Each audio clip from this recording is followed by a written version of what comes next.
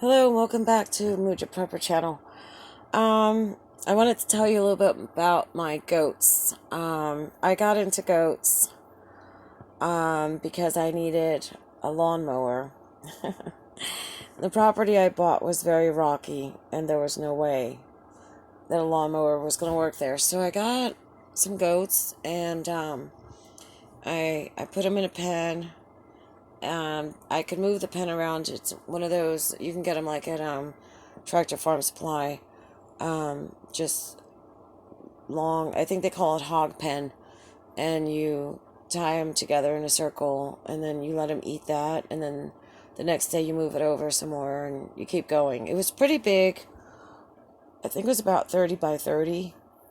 I don't know, it was a pretty big pen. But it wasn't really hard to move it because it doesn't weigh much, and you just basically lean on one half of it, and then you go to the other side and you pull the other half, and before you know it, you got it cleaned out.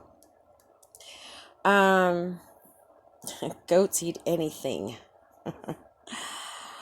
And in no time they ate it all. Once they were established there, then I let them out of that pen, and then there was a fenced in area, and they ate that.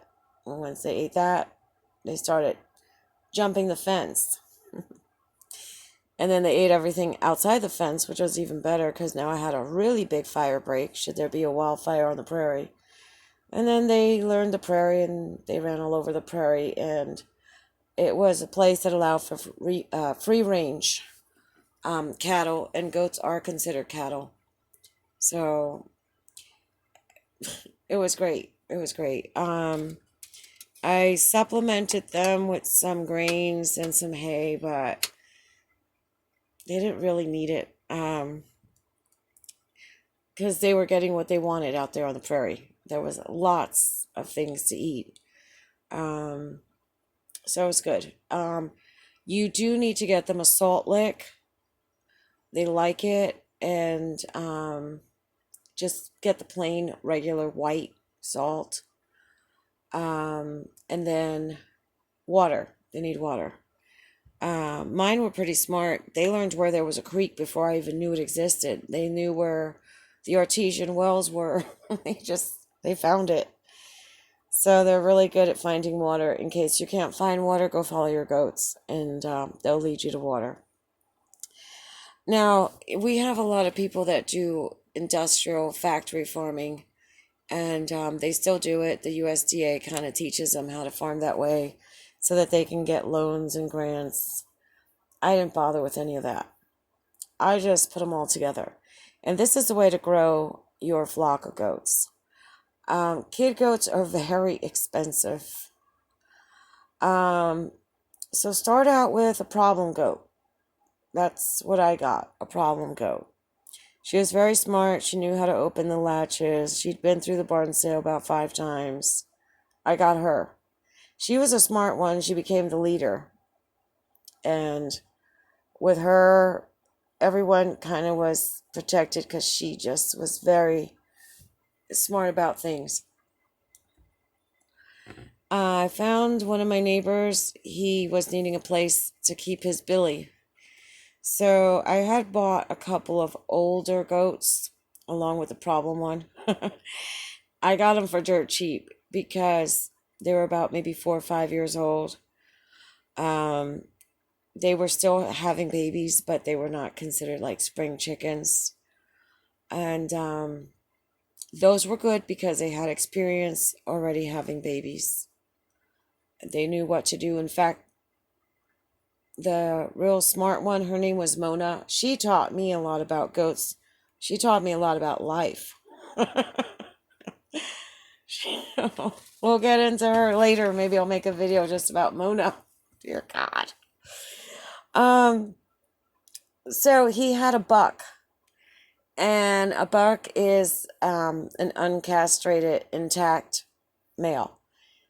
So he was trying to build a pen for him. So in the meantime, I think I had about 4 females, and so he spent the season with us, and he bred them out. And then, when his pen was ready, he took them back. Now, people tell you, oh, don't mix them together. You have to keep the boys separate from the girls. No, it's not true. You have to separate the moms from the sons because, they'll try to interbreed. Not true. What I noticed when I left them alone to do their own thing, and remember, these are animals, they come from Africa, and in the wild, they behave totally different than what they do in an industrialized farm. So I just left them alone. They were lawn mowers, okay, as far as I was concerned. Pets, okay. So what I noticed is that they only went into heat breeding, and that was in late August, early September. What I also noticed was I had lots of bucks, and I did not castrate them for two reasons. One, because it's cruel, and two, because I didn't keep my bucks around too long. I would keep them, I would usually swap them out for a girl. And bucks are more expensive than the castrated ones. People pay more money, and people don't usually want to kill your bucks to eat. And, because sometimes people will come and steal your animals for food, because goat meat from an intact male is really nasty tasting, kind of gamey, and it has that goat smell and taste to it. The only people that I ever encountered that would want to eat those were the Muslims, and they were very decent people. They would come and buy it, they would go take it somewhere else and do whatever. So you got more money out of them if you didn't castrate them. And again, less work, okay?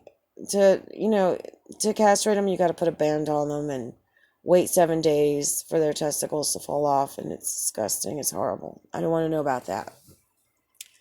What I did notice was that the bucks, they had their own harem. The females were monogamous. And when breeding season came, you would see the bucks at night laying down, and the harem of their females was around them. I noticed that every year, the same females returned to the same bucks. I also noticed that the bucks never went to their moms.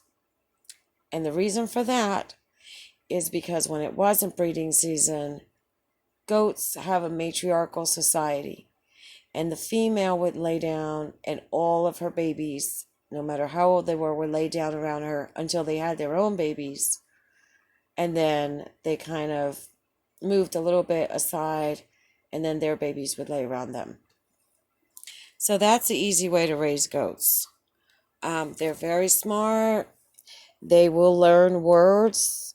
They are trainable like a dog. I've had them use the litter box. I had one that was an orphan, and I had to take it in. It was very little, and nobody wanted to take him, and I had to bottle feed him. He saw the cats going in the litter box, and he started using the litter box. I never taught him. So goats are very easy. Sheep, I've had sheep, but sheep are not too smart.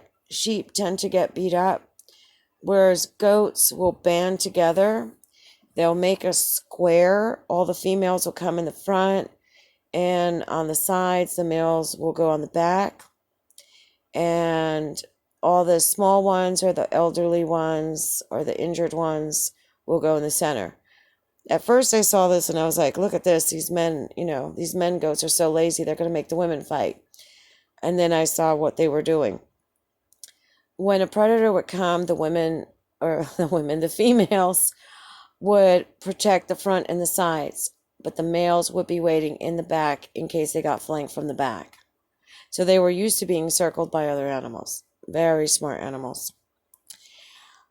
There's not much to do with them. Sometimes they could have trouble during kidding. I'll go into some of that basic midwifery for animals in another video, but it was the easiest animal to take care of. So go ahead and get you some goats. Look for a problem one. Look for an older one.